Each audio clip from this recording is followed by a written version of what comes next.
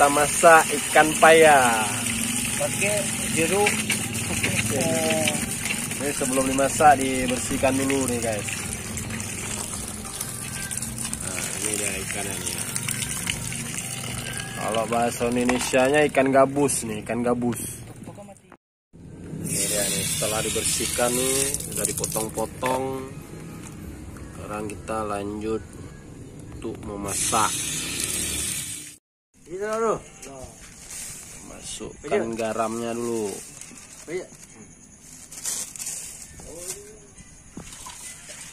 Aku bawa Bumbu nih. Kau buat pacoi. Untuk ulang plastik.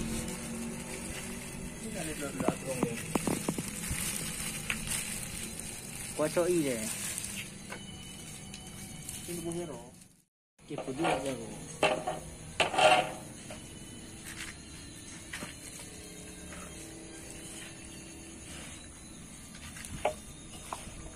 Apa kau sa?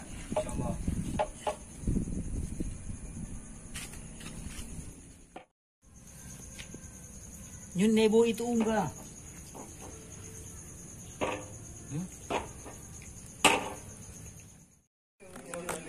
Kita tunggu hingga matang nih.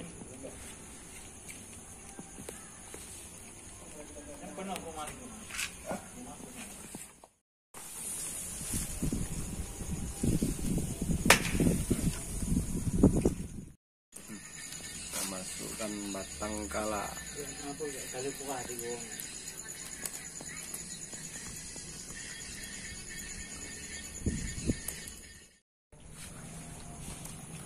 Kita masukkan jantung pisang.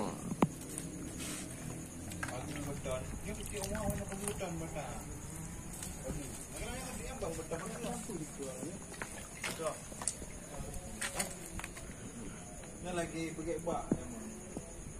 Ini lu nami ya. Sekarang kita tunggu hingga matang.